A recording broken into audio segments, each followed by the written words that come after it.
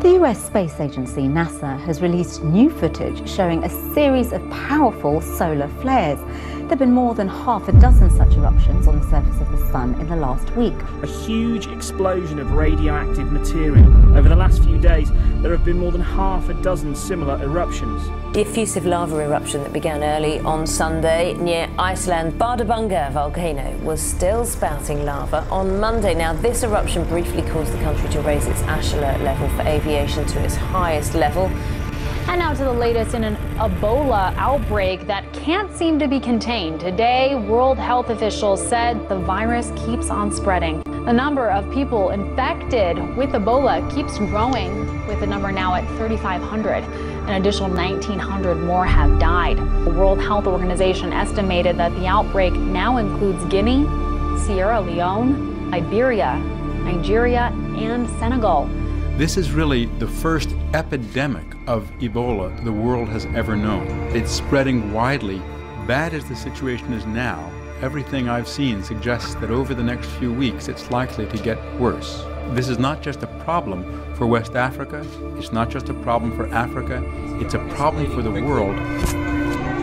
We face new and evolving dangers. To the east, Russia is ripping up the rulebook with its annexation of Crimea and its troops on sovereign soil in Ukraine. To the south, an arc of instability bends from North Africa to the Middle East. Last night we discussed the threat posed by ISIL in Iraq and Syria. So our message is clear. We are united in condemnation of these barbaric and despicable acts. They should be very clear. These terrorists, their threats will only harden our resolve to stand up for our values and to defeat them. We have before us the opportunity to forge for ourselves and for future generations a new world order. We are united.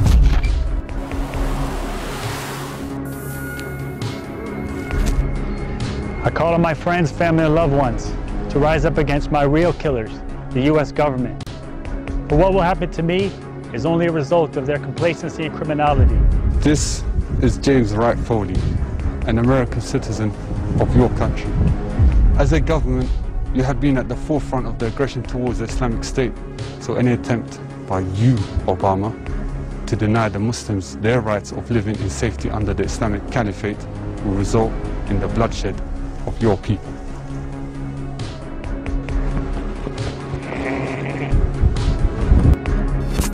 A disturbing development in the past few hours. The Islamic State's released a video depicting the second beheading of what it's claimed to be the American journalist Steven Sotloff. The jihadist group had earlier threatened to carry out such a killing if America continued its airstrikes. I am Steven Joel Sotloff. I'm sure you know exactly who I am by now and why I am appearing before you. And now, it is time for my message. Obama, your foreign policy of intervention in Iraq was supposed to be for the preservation of American lives and interests. So why is it that I'm having to pay the price of your interference with my life? Am I not an American citizen? I'm back, Obama, and I'm back because of your arrogant foreign policy towards the Islamic State, because of your insistence in continuing your bombings in Al-Malli, Zamar and the Mosul Dam, despite our serious warnings. You, Obama, have yet again, through your actions, killed yet another American citizen. So just as your missiles continue to strike our people, our knife will continue to strike the necks of your people. A man has escaped from an Ebola quarantine centre, sending people fleeing in fear as he walked through a local market in search of food.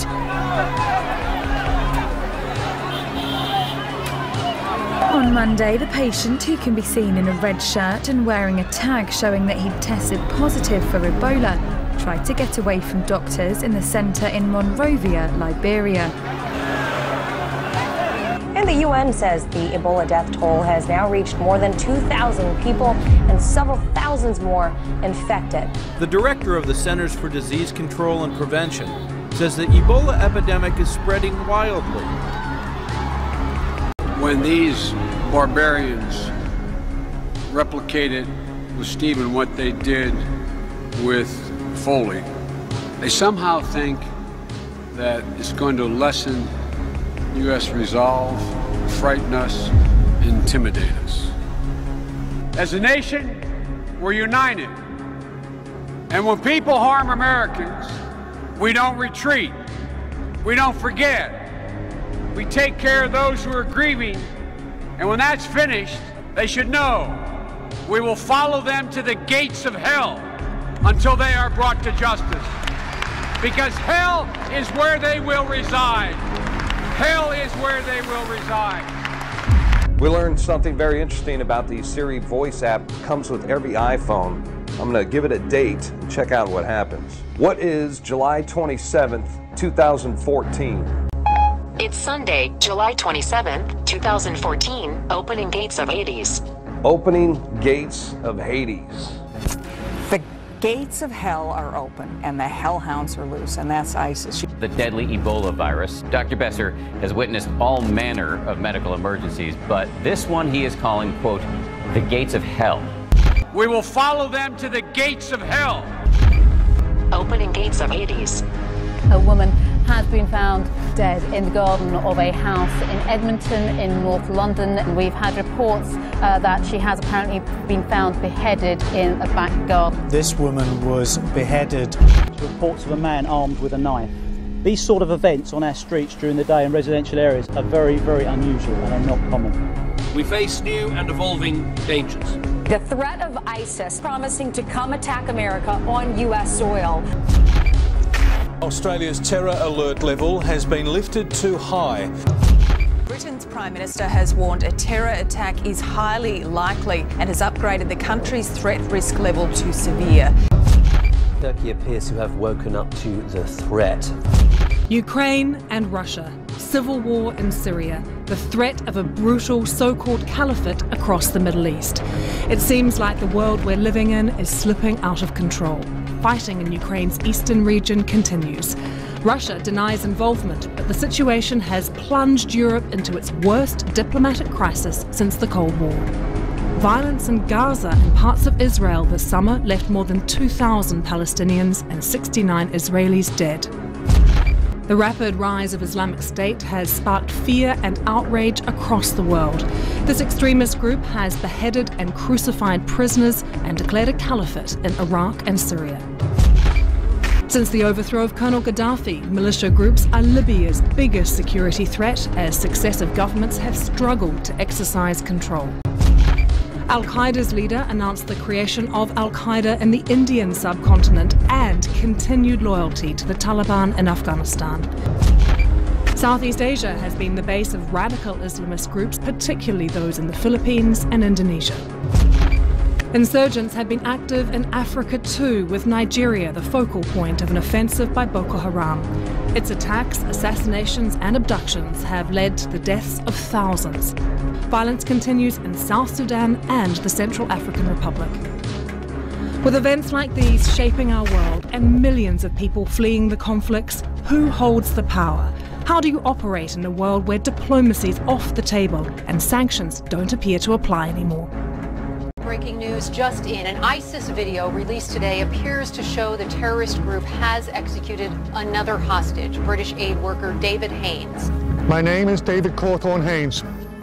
I would like to declare that I hold you, David Cameron, entirely responsible for my execution. You entered voluntarily into a coalition with the United States against the Islamic State, just as your predecessor, Tony Blair, did, following a trend amongst our British Prime Ministers who can't find the courage to say no to the Americans. Unfortunately, it is we, the British public, that in the end will pay the price for our Parliament's selfish decisions. This British man has to pay the price for your promise, Cameron, to arm the Peshmerga against the Islamic State. Ironically, he has spent a decade of his life serving under the same Royal Air Force that is responsible for delivering those arms. Your evil alliance with America, which continues to strike the Muslims of Iraq and most recently bombed the Haditha Dam, will only accelerate your destruction. And playing the role of the obedient lapdog, Cameron, will only drag you and your people into another bloody and unwinnable war.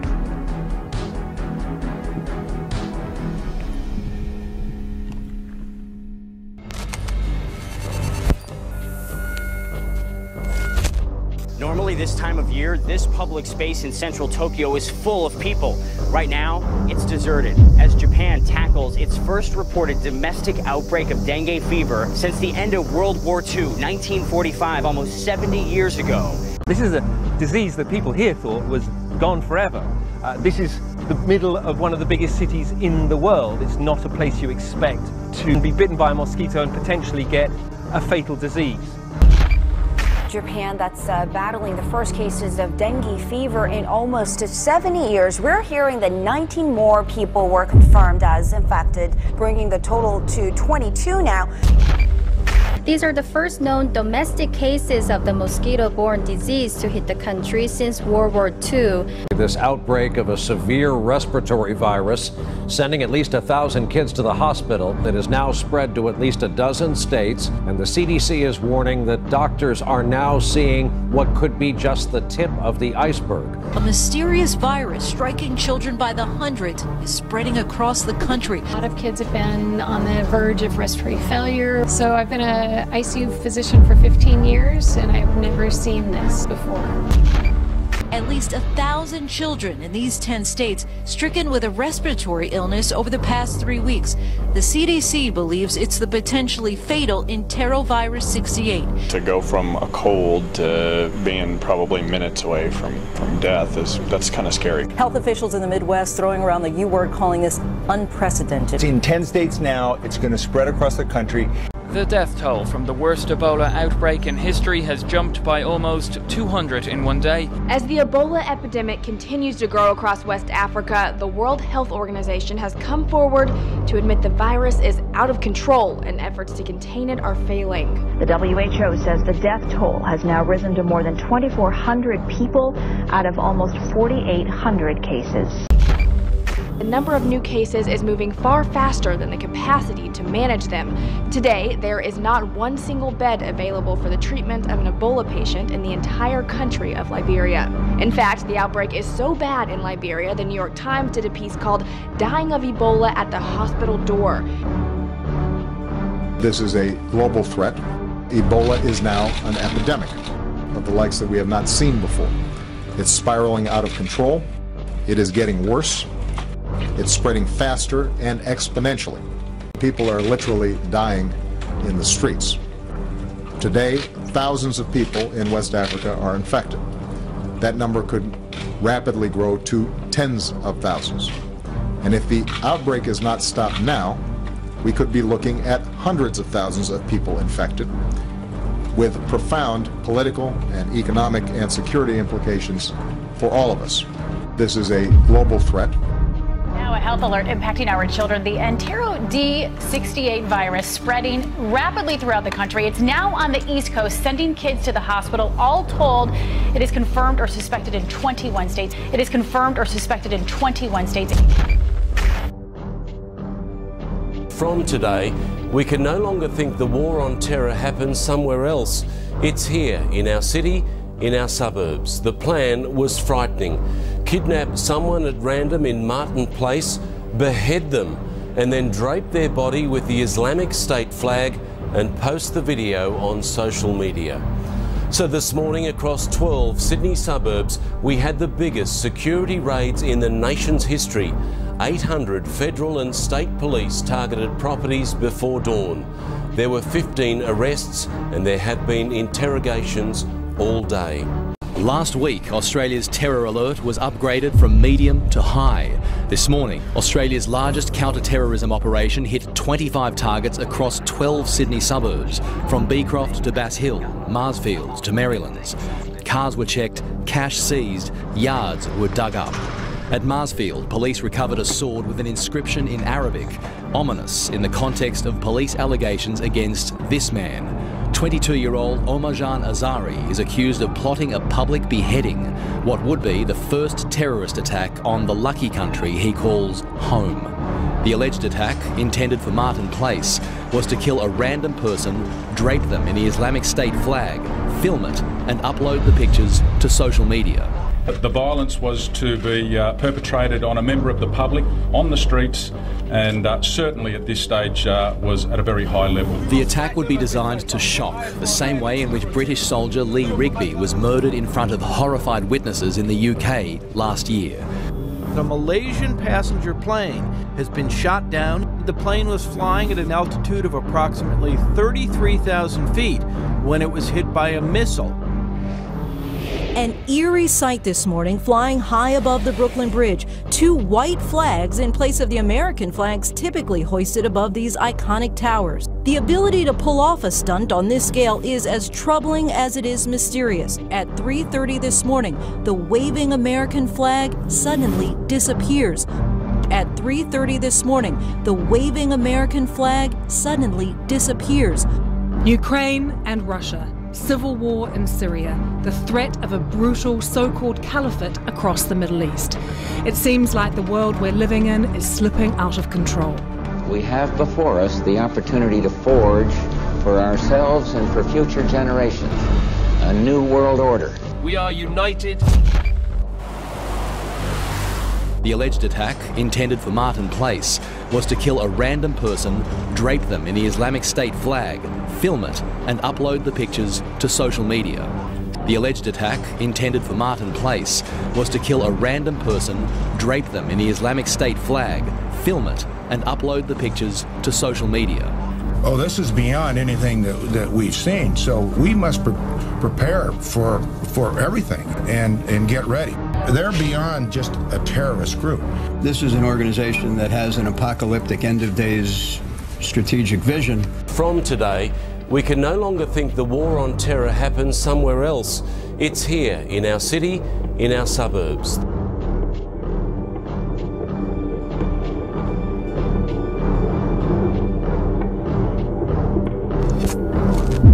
The US Space Agency, NASA, has released new footage showing a series of powerful solar flares. There have been more than half a dozen such eruptions on the surface of the sun in the last week. A huge explosion of radioactive material. Over the last few days, there have been more than half a dozen similar eruptions.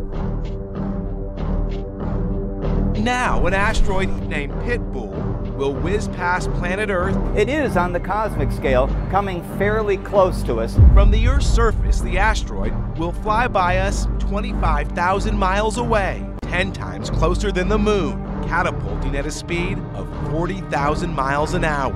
Nicaraguan officials say they feel lucky no one was hurt from the possible meteorite that touched down over the weekend. Local outlets report citizens in the capital city of Managua first heard a loud boom Saturday night, and government officials announced they'd located a crater and believed a meteorite was responsible. It struck the Earth around 670 miles per hour. The impact left behind a crater, even registered on the seismic instruments which measure earthquakes.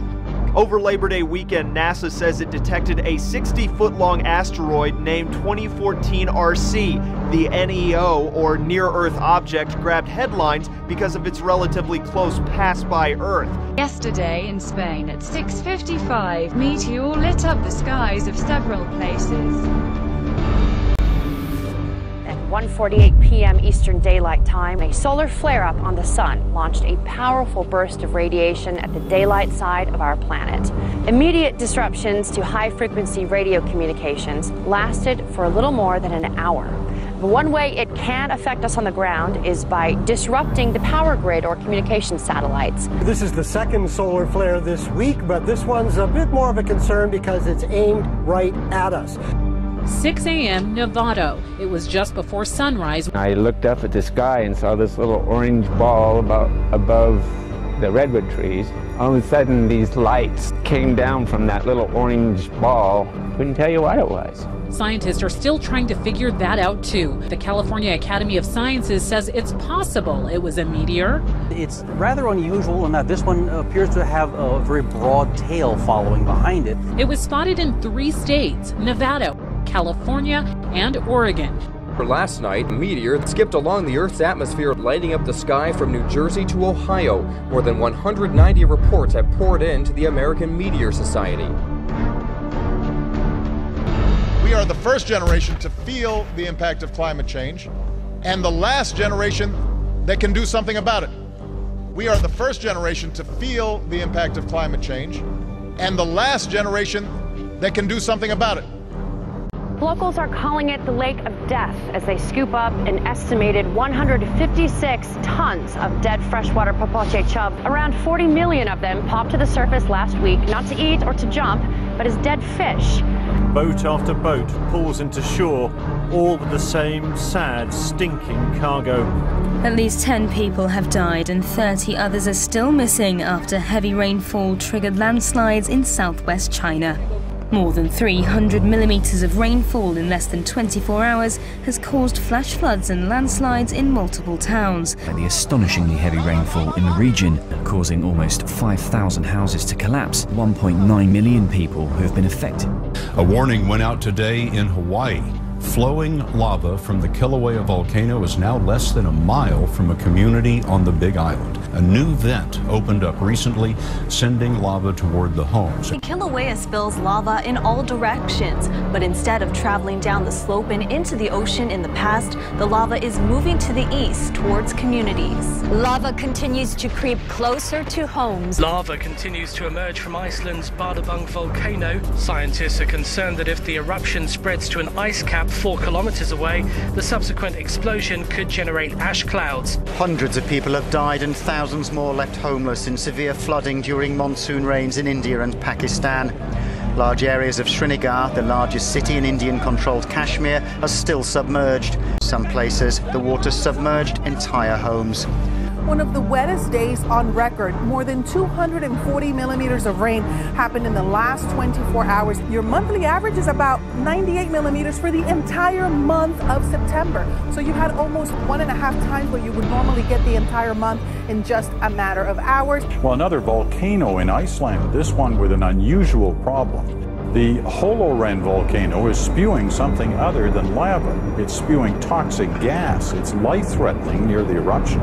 And the smell, much like rotting food, is being detected as far away as Finland. Torrential rain in the Balkans has caused fresh flooding.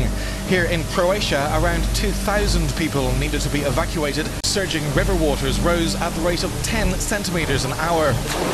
Slovenia was also hit in eastern and south-central regions. Hurricane Odile brought fierce winds and rain as it battered Mexico's northwest coast Monday, proving challenging for those who ventured outside. Trees were uprooted in La Paz. Power lines came crashing down. It's deemed one of the worst storms to hit the luxury retreat of Los Cabos. The typhoon in southern China, Kalmigi, the 15th typhoon to strike China this year, landed on Tuesday morning, forcing more than 350,000 local people to flee their homes, bringing heavy rainfall and high waves. In California tonight, there are now at least 13 separate major fires burning under what's being called unprecedented fire conditions. Record heat, extreme drought. With this drought lasting 3 years now, this could be the most destructive wildfire season on record. Unprecedented. They're burning at explosive rates. In the town of Weed, 150 structures went up in minutes. The American Southwest, and that would include what we call the desert Southwest, is bracing for as much as 6 months' worth of rain to fall in just a matter of days. People have been killed after heavy tropical rains caused widespread flooding in the Philippines. Forecasters said nearly a month's worth of rain fell overnight as people slept. Tens of thousands of people in the capital Manila have been displaced and thousands have fled. Tropical storm Feng Wong came with winds of up to 100 kilometers per hour. Last week, Typhoon Kalmegi hit the same area, killing 8 people and displacing more than 300,000. The Italian city of Florence has been hit by a violent hailstorm, which destroyed terrace bars in a central square and injured 5 people when a primary school collapsed in an outlying village. Other outlying areas were struck by a whirlwind.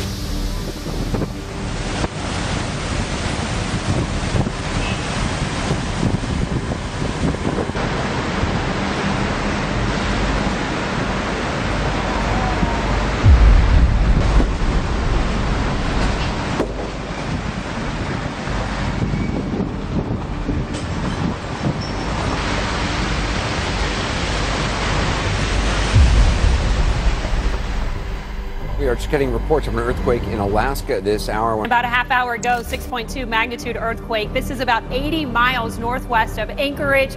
Smoke and ash were flung hundreds of meters into the sky after Mount Ontake suddenly erupted on Saturday. At least 30 hikers are feared dead. Others were injured or are missing. Volcanic rocks fell like hailstones. Now this volcano, which is located rather close to Tokyo, erupted completely without warning. The death toll from Japan's worst volcanic eruption in decades is likely to rise to more than 45. Military searchers have been bringing down more bodies. At least 8 people have been killed by a 5.1 magnitude earthquake that has hit rural southern Peru.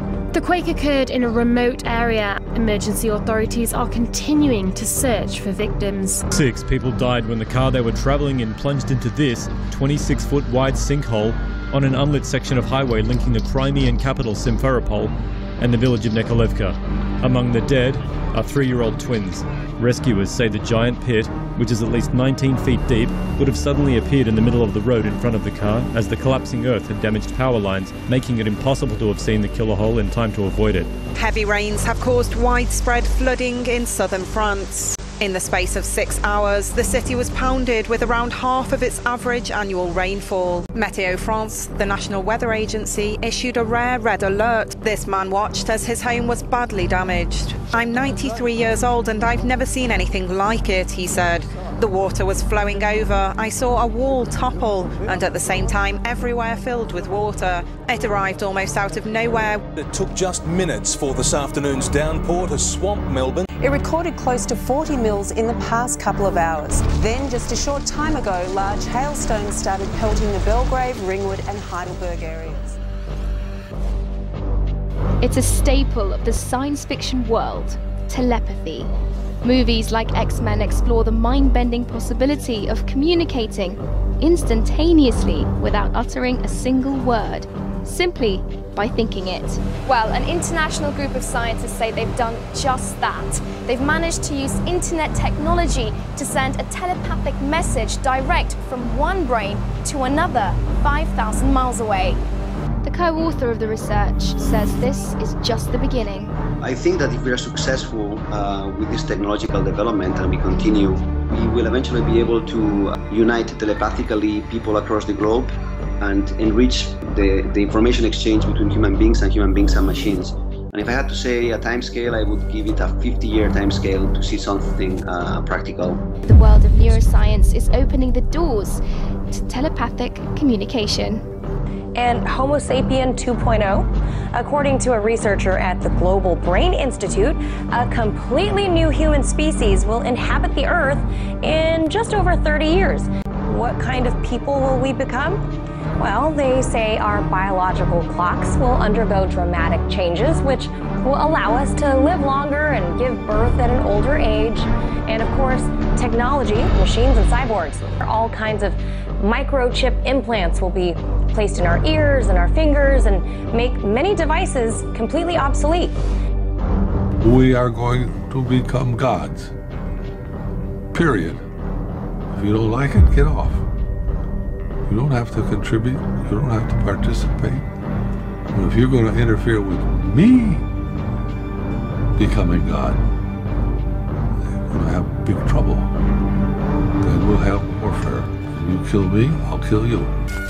All kinds of microchip implants will be placed in our ears and our fingers. Well, how about a brain chip implant? What they're developing is implantable closed-loop systems able to deliver targeted neural stimulation. This is all part of President Obama's Brain Initiative.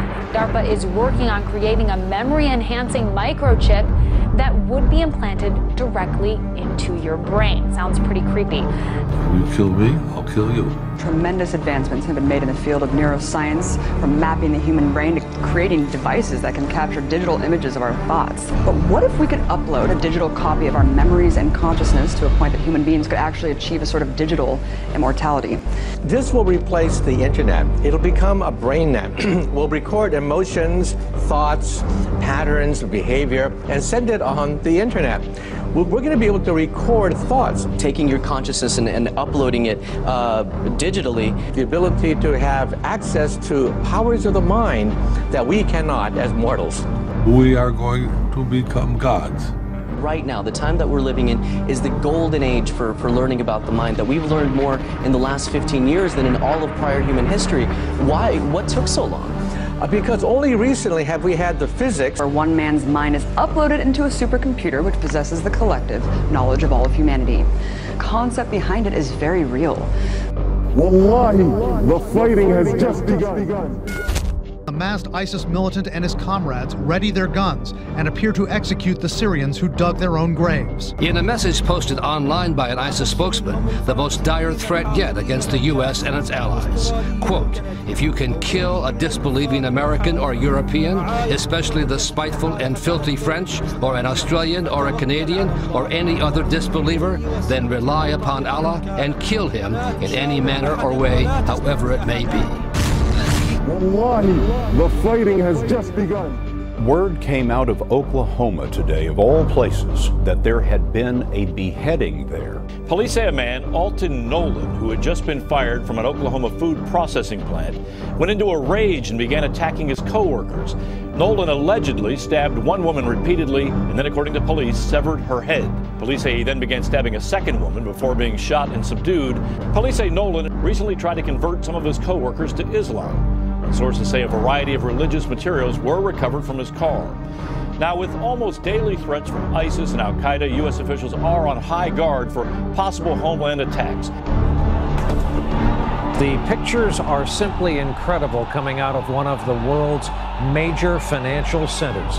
In the streets, a sea of umbrellas, the symbol of a mass demonstration underway in Hong Kong. Tonight, the United States is urging police in Hong Kong, which is home to some 60,000 American citizens, to show some restraint. Police in a small town in New Mexico are catching more than just criminals. They're catching images of what they believe are ghosts on surveillance cameras. It was a typical Saturday night at the police station when an officer keeping an eye on surveillance cameras spotted something in the Sally Port. The camera captured this image in a secured area where there's no way in and no way out without an open gate and alarm sounding. At first, I thought it was like a polilla, like a fly, a moth, and then I saw the legs and was a human. See it walk through, it walks in the direction of the old transport cages, and there's not really any way for it to get out through there, but it seems to walk right through that. A lot of our officers have seen certain things. Some of our officers have felt what appears to be somebody breathing down their neck as they're working on reports in the briefing room. Detectives say there's no logical explanation for this, not an issue with the lighting or a technical glitch. Turns out there are a lot of ghost stories around here. Another virus that is spreading, chikungunya. 500,000 people are ill with the mosquito-borne virus in the Dominican Republic. Chikungunya got its name from the word in Mozambique that describes the intense joint pain caused by the virus. Once infected, the pain could last up to 6 months. There's no current cure for the virus. Now the Ebola virus has quickly turned into one of the worst epidemics in modern times and is spreading fast, claiming more and more lives by the day. The total cases in West Africa have reached an estimated 5,800 illnesses and over 2,800 deaths. The World Health Organization called today, quote, unparalleled in modern times. In the villages, the grave diggers can't keep up with the number of bodies. Perlina is 3 years old. Her mother died in the ambulance on the way to the nearest clinic. Perlina never got to kiss her mother goodbye, as Ebola is highly infectious in its last stages, and any touch can be fatal. Now orphaned and alone, Perlina has to be quarantined for at least 3 weeks to find out if she too has the deadly virus that's killed her entire family. With Ebola now spiraling beyond a health crisis and into a global security threat, the Centers for Disease Control and Prevention has a grim outlook on the Ebola outbreak sweeping West Africa. It says without further intervention, the number of cases in Liberia and Sierra Leone could reach 1.4 million by January. The virus is spreading much faster than efforts to contain it. Some experts predict that if we don't get control of the virus, the number of infections could mushroom to nearly 55,000 by next month. Clearly, there is no end in sight to this epidemic, as it seems the UN cannot control the outbreak until the end of this year. It will take at least 6 to 9 more months to curb the influx of infections and fatalities that have crippled West Africa. That is unprecedented, and I can't remember a time when we sent troops to do this particular mission. An impending food crisis looms over West Africa due to a state of emergency lockdowns blocking access to aid in the efforts to contain the spread of the outbreak. And the New York Times says the outbreak of a respiratory illness among children is growing. 38 states are now affected. There are 226 confirmed cases of enterovirus D68, but it's likely many more people have been infected. The World Health Organization has announced that the death toll in West Africa's Ebola epidemic has now exceeded 3,000. The death toll has now exceeded 3,000.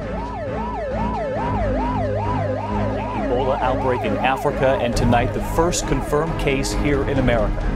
The patient diagnosed here in the U.S. Tonight, a team from the CDC rushing to the scene, to this hospital in Dallas, where he is in isolation showing symptoms. It's believed he's been infectious for several days after returning from West Africa. This evening, the test results confirming it is Ebola. Tonight, word President Obama has been briefed, and now the all-out push to track down anyone who may have been in contact with him. The CDC is confirming late today what doctors in this Dallas hospital fear, that the patient who walked into their emergency room Sunday with high fever and other symptoms is sick with Ebola, the first case diagnosed in this country.